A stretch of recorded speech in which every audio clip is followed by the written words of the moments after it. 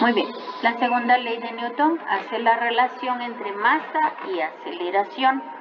Mientras mayor es la masa, va a haber menos aceleración, y mientras mayor es la fuerza, va a haber más aceleración. La magnitud de la dimensional de la segunda ley de Newton está en newtons, porque son kilogramos por metro por segundo al cuadrado.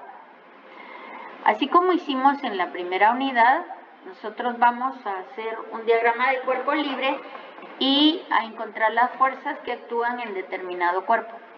Encontramos esas fuerzas y luego la sumatoria de fuerzas vamos a hacerlo por masa por aceleración, tanto en el componente X, y sumatoria de fuerzas en Y va a ser masa por aceleración en Y. Y después encontramos la magnitud de la aceleración. El peso de los cuerpos lo vimos desde la primera semana, lo representamos como una W, porque en inglés se escribe así, weight. Entonces, el peso está en newtons.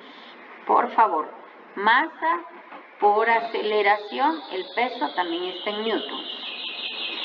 El determinar el peso de una persona de 80 kilogramos por la gravedad, que son 9.81 metros sobre segundo cuadrado, me va a dar el peso de una persona.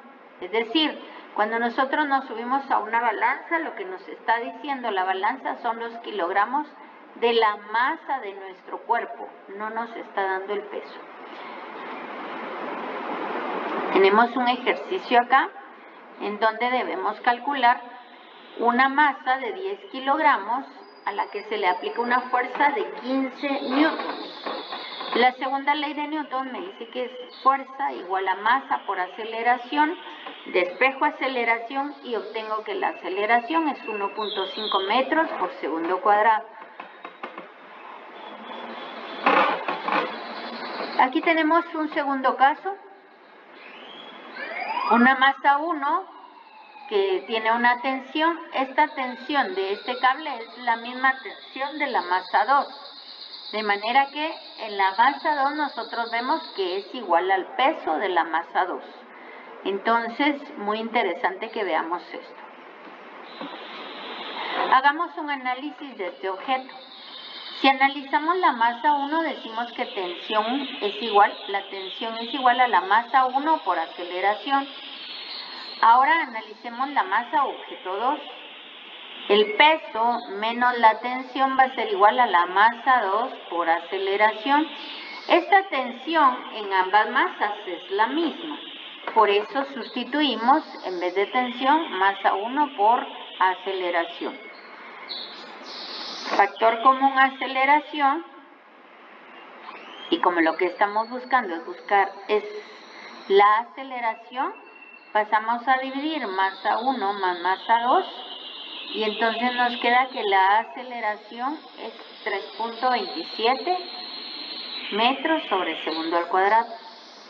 Y ahora la aceleración la sustituimos en la ecuación del cuerpo 1 y nos queda que la tensión es 32.7 newtons. Los componentes de un vector lo vimos en la primera semana.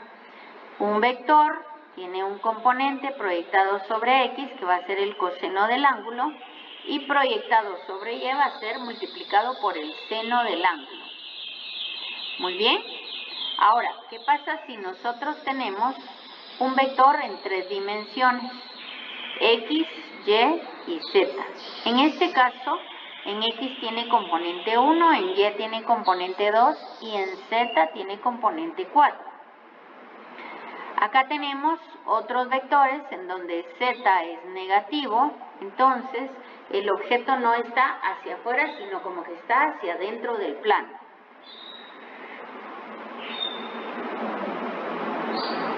¿Cómo dibujamos el vector resultante? Del origen hacia diagonalmente opuesta, el vértice diagonalmente opuesto. Veamos un ejercicio, un ejemplo de la aplicación de la segunda ley de Newton. Aquí me dice que esta pelota de 0.3 kilogramos está sujeta a dos fuerzas. La fuerza 1 está sujeta a 20 grados, pero los 20 grados están contados en sentido horario, es decir, sentido de las manecillas del reloj. Entonces, cuando contemplemos 20 grados, en el caso de la componente en X va a ser negativo, menos 20, y para el componente de la fuerza en Y también va a ser menos 20 seno de 20 grados. Encontramos entonces, esta pelota está sujeta a fuerza 1 y fuerza 2 en X y fuerza 1, fuerza 2 en Y. Encontramos la aceleración en X y en Y para encontrar el vector resultante de la aceleración hacemos lo que dijo María José, sumatoria de componentes al cuadrado, raíz cuadrada. Y el ángulo de la aceleración resultante va a ser tangente inverso de la componente en Y de la aceleración dividido componente en X de la aceleración.